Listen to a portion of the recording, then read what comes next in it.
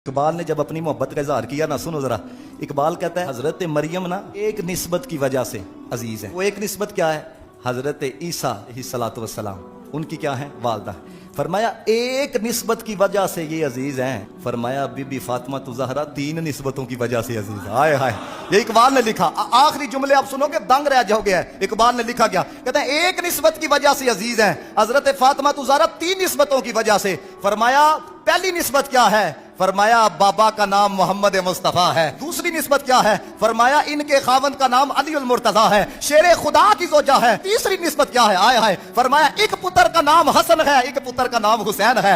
और इकबाल ने जो आखिर में कहा, इकबाल कहता है अगर मुझे कुरान के रिश्ते की जंजीरों ने ना रोका होता, मुस्तफा के फरामीन के अंदर ममानियत ना होती, मैंने बीबी पाक की कब्र का तवाफ करना था, मैंने उनकी कब्र के जर्रों पे सजदा करना था, क्योंकि मकाम इतना बुलंद है, अज़मत इतनी बुलंद है।